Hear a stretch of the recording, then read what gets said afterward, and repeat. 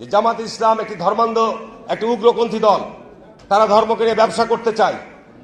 আর পরিষ্কার কথা, পরিষ্কার স্পষ্ট কথা আমি কয়েকদিন আগে বলেছিলাম যে যারা এই ধর্ম ব্যবসায়ী তারা ধার্মিক নয়, আর ধার্মিক তারাই যারা ধর্মভীরু এবং যারা আল্লাহকে ভয় করে। আমার এলাকায় বীরশ্রেষ্ঠ ক্যাপ্টেন মহিউদ্দিন জাহাঙ্গীর সাহেব শাহিদ রয়েছেন।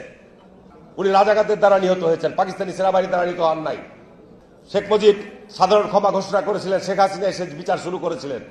আজকে তারা যেভাবে আস্ফলন করে বেড়াচ্ছে, আমি মনে করি যে যুদ্ধ অপরাধীদের বিচার কন্টিনিউ করা দরকার রয়েছে। সে বলিছে জামাত ধর্ম ব্যবসা করিচ্ছে, তাই না? হাসিনা মানবতা বিরোধী অপরাধ ট্রাইব্যুনাল করে জামাত নেতাদের বিচার করে ফাঁসি দিয়ে ঠিকই করেছে, আর জামাত ধর্ম ব্যবসা করে। হারুন ভাই হাঙ্গারের সাথে পলিটিক্স করিচ্ছিল রাজশাহীর। আমার চাইতে বড় নেতা ছিল, 3 বছরের বড়, ভাই কইয়াই ডাকতাম, যদিও খুব ঘনিষ্ঠতা ছিল না, কারণ উনি বিশ্ববিদ্যালয়ের, আমি শহরে, রাজশাহী বিশ্ববিদ্যালয়ের 2 জন নেতা শহরের নেতাদের সাথে কাজ করতেন।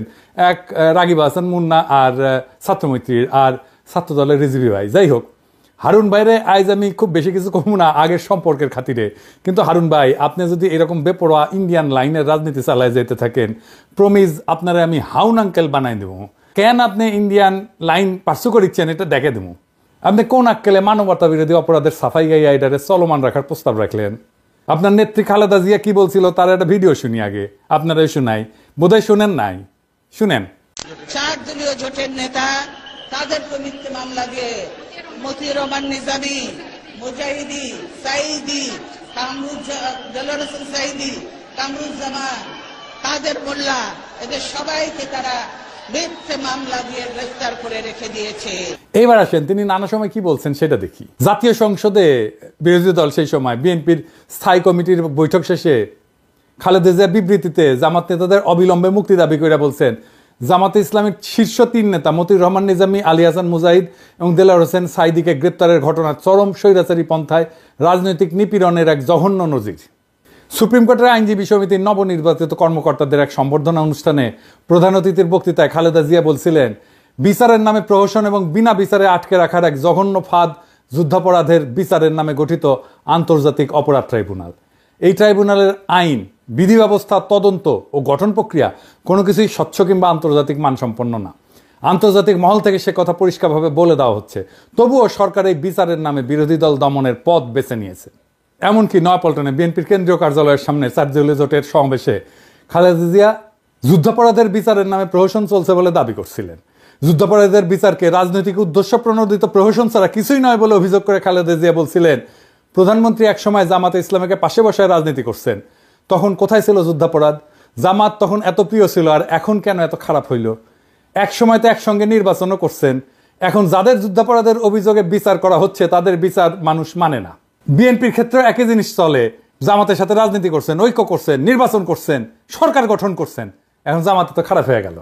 তো হারুন ভাই আপনি খালেদার যে চাইতে বড় বিএনপি হয়েছেন, হ্যাঁ 2018 সালের নৈশ ভোটের নির্বাচনে বগুড়া সদরের আসনটা ছাড়া, কারণ ওইখানে বগুড়া সদরে কারো কারচুপি করার ক্ষমতাই নাই, আওয়ামী লীগ চাইলেও পারতো না কারচুপি করতে, তাই ওই সিটটা বাদ, ওই সিট বিএনপি পাবেই। বাকি সব আসন যেখানে জাতীয় ঐক্যফ্রন্টের ক্যান্ডিডেট জিতেছিল তাদের সাথে ইন্ডিয়ার গভীর সম্পর্ক ছিল, তাদেরকে জিততে দিছিল। যেমন ধরেন সুলতান মোহাম্মদ মনসুর, উকিল সাত্তার জিতেছিল না, হারুনও জিতেছিল। আমরা জানতে চাই কেন হারুনের সিট হাসিনা ছেড়ে দিছিল। তো হারুন ভাই যে বলিছে যে জামাত ধর্ম ব্যবসা করে, এটা নিয়ে আলাপ করি। আসেন ধর্ম ব্যবসাকে ডিফাইন করে নি, কাকে বলে। ধর্ম ব্যবসা বলতে বোঝানো হয় এমন একটা অনৈতিক কর্মকাণ্ড যেখানে ধর্মীয় বিশ্বাস, আচার অনুষ্ঠান বা মানুষের ধর্মীয় অনুভূতিকে ব্যবহার কইরা আর্থিক লাভ বা ব্যক্তিগত স্বার্থ হাসিল করা হয়। এটা শুরু হয় মধ্যযুগে। খ্রিস্ট ধর্মের বিভিন্ন ধর্মীয় প্রতিষ্ঠান 2 ভাবে এই ধর্ম ব্যবসা করত। যিশু যে ক্রুশে ক্রুশবিদ্ধ হয়েছিল, ওই ক্রুশের অংশকে একে বলা হয় রেলিক বা পবিত্র অবশেষ। এইটা বিক্রি বা প্রদর্শনের মাধ্যমে অর্থ সংগ্রহ করতো চার্চ। আর 2 নম্বর হচ্ছে স্বর্গপ্রাপ্তির গ্যারান্টি বিক্রি করার ঘটনা। এইটা প্রধানত ক্যাথলিক চার্চের মাধ্যমে পরিচালিত হইতো। এইটা পরিচিত ছিল ইনডালজেন্স নামে। এমন একটা ধর্মীয় নীতি যেখানে পাপের শাস্তি কমানোর বা মাফ করার প্রতিশ্রুতি দিয়া চার্চ অর্থ গ্রহণ করত। এইখান থেকে ধর্ম ব্যবসা শব্দের উৎপত্তি। জামাত কি হারুনের কাছে কোনো ধর্মীয় পণ্য বেচেছে? হাসিনার গুণগান করতে করতে কাইট হয়ে যাইতো হারুন। দেখেন উন্নয়নের প্রশংসা করতে করতে কাইট।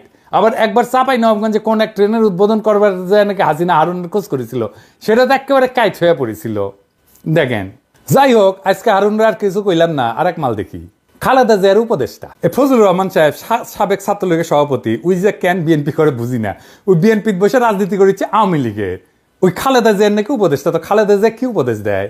ওই এইটা সাহেব, ওই যে ওইটা দেখান না, শেখ মুজিব খুব খারাপ লোক কইয়া যে বাণী দিছে সেটা দেখান। এই দেশের সবচেয়ে খারাপ মানুষের নাম হলো শেখ মুজিবুর রহমান। উনি ৩রা জানুয়ারি বঙ্গবন্ধু শেখ মুজিবুর রহমান ৭১ সনে রেসকোর্স ময়দানে মিটিং করে বলল, ৬ দফার দাড়ি ক্ষমা সেমিকোলন বাদ দিয়ে যদি আমরা কেউ আপোষ করি, আপনারা আমাদেরকে জ্যান্ত কবর দিবেন। সে আপোষ না করে শেখ মুজিবুর রহমান খুব খারাপ কাম করছে। এই খারাপ কাজ করার কারণেই দেশটা মুক্তিযুদ্ধ পর্যন্ত পড়ছে। বঙ্গবন্ধু শেখ মুজিবুর রহমান ২৫শে মার্চ পর্যন্ত ইতিহাসের ক্যাপ্টেন সে। ১৯৬৬ সন থেকে ১৯৭১ সন পর্যন্ত ইতিহাসের মুক্তিযুদ্ধের ক্যাপ্টেনের নাম হলো শেখ মুজিবুর রহমান। এখানে জিয়াউর রহমান একটা সেঞ্চুরি মারছে নতুন প্লেয়ার হিসাবে। আর যে পাকিস্তানি সুন্দর সুন্দর ছেলেরা আইসা আমাদের সুন্দরী মেয়েরা বিয়া করিয়া করাচি পিন্ডিতে নিয়ে যাইতো, আর আমরা মনে করতাম আমাদের বাগনা বাগনি গুলা খুব সুন্দর হয়েছে। এটা থেকে শেখ মুজিবুর রহমান আমাদেরকে বঞ্চিত করছে। খুব খারাপ মানুষ শেখ মুজিবুর রহমান। শুনলেন তো, এটা বিএনপির নেতা নাকি আওয়ামী লীগের নেতা? আরো শুনেন কি কয়। ছাত্রদের কোনো কন্ট্রিবিউশন ছিল না জুলাই আগস্ট বিপ্লবে, ৯০% বিএনপির কর্মী। জনতার সেই অবস্থার মধ্যে নিশ্চয়ই বৈষম্য বিরোধী ছাত্র আন্দোলন নামধারী নেতৃত্ব প্রকাশ্যে এবং গোপনে নেতৃত্বের ভূমিকায় অবতীর্ণ হয়েছিল, কিন্তু সমস্ত জনগণের 95% ছিল জাতীয়তাবাদীর শক্তির সমর্থক এবং বিএনপির নেতা কর্মী। আমি শুধু বলবো, উদাহরণ দেওয়ার জন্য, শুধু যাত্রাবাড়িতে থেকে দাউদকান্দি পর্যন্ত যে লক্ষ লক্ষ মানুষ ছিল, শেষ দিন যে ১৩৭ জন লোক জীবন দিয়েছে থানা দখল করতে গিয়ে যাত্রাবাড়ি, এরা কারা? এদের একজন কি ছাত্র ছিল? এদের একজন কি বৈষম্য বিরোধী ছাত্র আন্দোলনের নেতা ছিল, কর্মী ছিল? না, এদের প্রায় 99% লোক ছিল শহীদ জিয়ার আদর্শের কর্মী, খালেদা জিয়া এবং তারেক রহমানের কর্মী। কারণ হাইসানি আসিচ্ছি, এই প্রসঙ্গে আসিচ্ছি। আপনার নেতা মির্জা ফখরুল কি কইছিল আন্দোলন সম্পর্কে? বিএনপি নাকি আন্দোলনে ছিল না। এই যে দেখেন, তার কথা শুনেন। আন্দোলনের সঙ্গে শিক্ষার্থীরা সরাসরি জড়িত, আমরা এই আন্দোলনের সঙ্গে কখনোই সরাসরি জড়িত নই। ৯০% বিএনপি কর্মী হয়ে গেল। আর দেখেন, ছাত্রদের বিরুদ্ধে কি বিপুল ঘৃণা। সমন্বয়ক নামে ২২-২৩ বছরের ছাত্ররা ডিসির সাথে মিটিং করতে যেতেছে, আর ওনার পুচ্ছে আগুন ধরে গেছে। শুনেন, এখন বাংলাদেশের সব দলের চেয়ে বড় দলের নাম হলো সমন্বয়কের দল। আমি কিশোরগঞ্জে গেছিলাম, যদি ৪-৫টা ছেলে হাতে ডায়েরি নিয়ে হাঁটে। আমি কেন আসছিলাম? ডিসি সাহেবের সঙ্গে মিটিং করতে আসছি। কোন ক্লাসে পড়ো? কলেজে ফার্স্ট ইয়ারে পড়ি, গুরুদয়াল কলেজে। এইভাবে 3টা জেনারেশন নষ্ট হয়ে যাচ্ছে বাংলাদেশের। কারণ সমন্বয়ক হইলে পরে ফার্স্ট ইয়ারে পড়েই ডিসি সাহেবের সাথে মিটিং করে প্রজেক্ট করা যায়। এইবার দেখেন নিজেই কি কইতেছে, যে ও নিজে, ফজলুর রহমান নিজে যখন ওই বয়সে ছিল, ওই বয়সে ৩২ জনের মারছে, যারে কইছে তারই মারছে, তার সাঙ্গপাঙ্গরা। যে শুনেন, আমরা ছোটখাটো মানুষ, কিন্তু আমি যে 23 বছরে যে পাওয়ার পাইছিলাম, এখন ইউনূস সাহেবের সেই পাওয়ার নাই। আমি আবারও বলছি, 23 বছর বয়সে আমার হাতে যে পাওয়ার ছিল মুক্তিযোদ্ধা কমান্ডার হিসাবে, আমি ইচ্ছা করলেই বলতে পারতাম, ও এরে ফেলায় দে। 16 ডিসেম্বরের আগে এ রাজাকার আমার বিরুদ্ধে যুদ্ধ করছে, ফেলায় দে। 15 জনকে গুলি করে আমার যে সৈনিকরা ছিল, মুক্তিযোদ্ধারা ছিল, ফেলায় দিয়েছে গাঙ্গের পারে। দেখেছেন মুরব্বী, আপনার কি আদৌ ডিসিদের সাথে মিটিং করে ছাত্রদের নিয়ে ইনকা বিশোদ্গার করা উচিত? ওরা বিরোচিত কাজ করেছে, দলে দলে কাতারে কাতারে জীবন দিয়া সারা দেশের মানুষের জায়গায় তুলছে, ঐক্যবদ্ধ করছে। আর আপনার এখন পৌরুষ জেগে উঠছে না, আপনি কইতেছেন কোনো কন্ট্রিবিউশন নাই। আপনি হুশে আছেন মুরব্বী, আপনি মুরব্বী মানুষ, বেশি কিছু কমু না। আপনারা করেছেন কি, ঈদের পরে আন্দোলন কইরা তো বছরের পর বছর পার করেছেন, এখন গলাত প্রচুর জোর এসেছে না? আপনাদের তো মির্জা আব্বাস কইছে ২৮শে অক্টোবর প্রাণ ভয়ে প্রতিরোধ গড়ে তুলতে পারেন নাই, এখন পাঙ্খা গজাইছে, হিংসা হয় ছাত্রদের। আপনারা হাত মারিছেন, বুঝেছেন? 16 বছর ধরে হাত মারিছেন, ছাত্ররা পাইরা ফেলা মেরে দিচ্ছে 3 সপ্তাহে হাসিনার। ফাল পারা বন্ধ করবেন, আবার ফাল পারবেন তো পাবলিকে কলে পাইরা ফেলবে, খুব খেয়াল। এইগুলা হইতেছে বাকশালী ডিম, বুঝছেন? বিএনপির বাসাত রাখিছে, বিএনপি তা দিচ্ছে এগুলাতে, এটা ফুটে বাকশালী চাও বাড়াবে। এবার বলেন, এই যে ভারত ঘাসার বাম এলিমেন্টগুলা কই থেকে বাইর হইতেছে বিএনপির মধ্যে থেকে, আর প্রমিনেন্স পাইতেছে, এত মিডিয়া কভারেজ পাইতেছে, এইখানেই আছে বিএনপির আগাম নির্বাচনের দাবির প্রশ্ন। বিএনপির আগাম নির্বাচন এটা ইন্ডিয়ান গেম। এবার কইবেন যে কইলেই হইল, আমি কোনো অনুমান করে কথা বলি না। আপনি দেখেন বিনা সিক্রি কি কইতেছে। সে বাংলাদেশে 111-এর আগে ইন্ডিয়ান হাই কমিশনার ছিল, সে আগে নির্বাচন পরে সংস্কার, এই আইডিয়ার প্রবক্তা। শুনেন তার মুখে শুনেন। The political parties of Bangladesh are saying this to Mohammed Yunus. Elections first. The reforms are to be done only by an elected government. This is business. এইবার যে এটা ইন্ডিয়ান যে প্ল্যান, এবার বুঝিছেন? বিএনপি কে তো জবাব দিতে হবে, কেন বিনা সিক্রি তাদের দাবির পক্ষে কথা বলে। বিএনপি যে নির্বাচন করিচ্ছে, এটা কি ঠিক কাজ হচ্ছে? তার আগে প্রফেসর ইউনূসের সরকারের এনে সমালোচনা করে নিয়ে এটা বলার দরকার আছে। কারণ বিএনপির এই নির্বাচন করে সিক্কর পাড়ার পিছে প্রফেসর ইউনূসের সরকারের দায় আছে। তো কেন বিএনপি নির্বাচনের দাবি তুলতে পারতেছে সেটা আলাপ করা দরকার না? আসেন করি। প্রফেসর ইউনূসের সরকার তো এমনিতে স্লো, এমন উদ্ভট ডিসিশন নিতেছে যে ডায়াপার পড়া উপদেষ্টারা পাবলিক বিরক্ত হইতেছে। দৃশ্যমান উন্নতি আছে কিন্তু তাও পাবলিক বিরক্ত হইতেছে। এই যে হাসিনা আমলে 400 টাকা কেজি কাঁচামরিচ খাওয়াইছিল না, এখন কাঁচামরিচ এখন কত 40 টাকা কেজি, তাও মানুষ বিরক্ত কেন? আমি বলছিলাম না যে ভ্যাট শূন্য করে দিতে হবে ওষুধে, নিত্য ব্যবহার্য ওষুধে, এমনভাবে নিত্য ব্যবহার্য ওষুধে কমাইতে হবে। আর লাইফস্টাইল ওষুধ মানে ভিটামিন, মিনারেল, প্রোবায়োটিক আর ধ্বজভঙ্গ সারানোর ওষুধ, এগুলোতে সরকারের ভ্যাট বাড়াই দিতে হবে, রাজস্ব যেন না কমে সরকারের। স্বাস্থ্য মন্ত্রণালয় কিন্তু এই প্রস্তাব নিয়ে কাজ করতেছিল, আমার প্রস্তাব গ্রহণ করছিল, তাদের ধন্যবাদ জানাই। তালিকা ফাইনাল হয়ে যাওয়ার মাত্র 2 দিন আগে ওষুধের উপরে ভ্যাট বসাই দিল অর্থ মন্ত্রণালয়। এতে নাকি সমস্যা হবে না, অর্থমন্ত্রী কইছে। আরে সমস্যা হবে কি হবে না এটা তো আমরা বুঝি। জিজ্ঞাসিলেন আমাদেরকে সালাউদ্দিন সাহেব, আপনি আমাদের মতামত নিয়েছিলেন, রাষ্ট্রে কি আপনার বাপের তালুকদারি যে ইচ্ছা হইলো ভ্যাট বাড়াইলাম?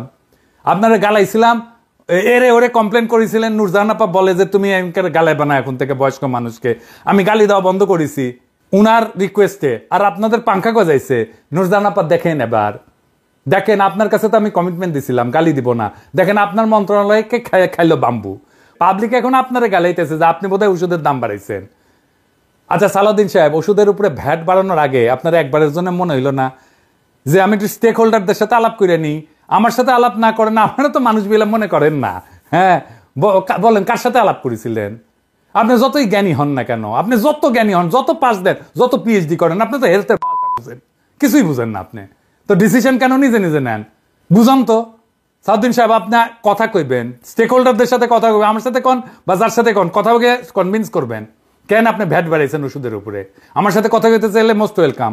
আগে কনভিন্স করবেন, তারপরে ওষুধের উপরে ভ্যাট বাড়াইবেন। আমি কলে আগুন জ্বালাই দেবো, জান কালা কালা করে দেবো আপনার। আমি প্যারিসে থাকলেও ঢাকার রাস্তায় আমি লাখো জনতা নামাইতে পারবো। ওষুধের উপরে ভ্যাট বন্ধ, ফুল স্টপ, 1 পয়সা ভ্যাট বাড়াবেন না। এবার আসেন বিএনপির নির্বাচনের প্রশ্ন।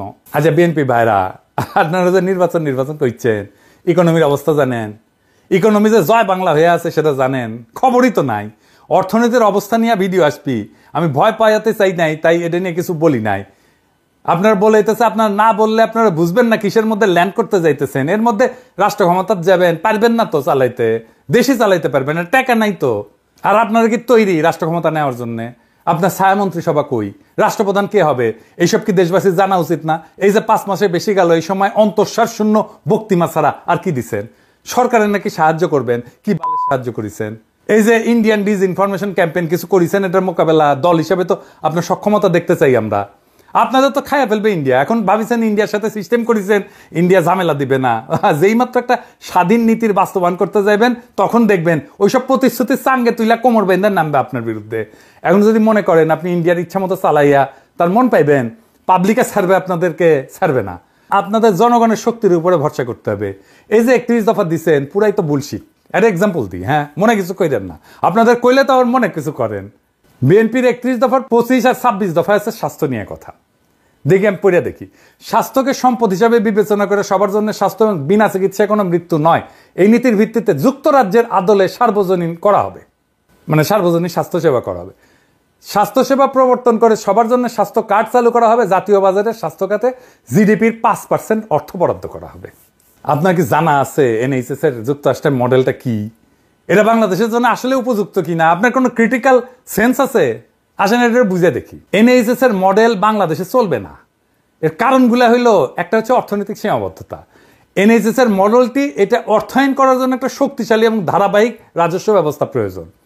থার্ড ওয়ার্ল্ডের দেশগুলোতে কর আদায়ের হার খুব কম এবং অর্থনৈতিক অবকাঠামো খুব দুর্বল, ফলে এটা সম্পূর্ণরূপে সরকারি স্বাস্থ্যসেবা চালু করার জন্য যে অর্থ দরকার তা সরবরাহ করা সম্ভব না।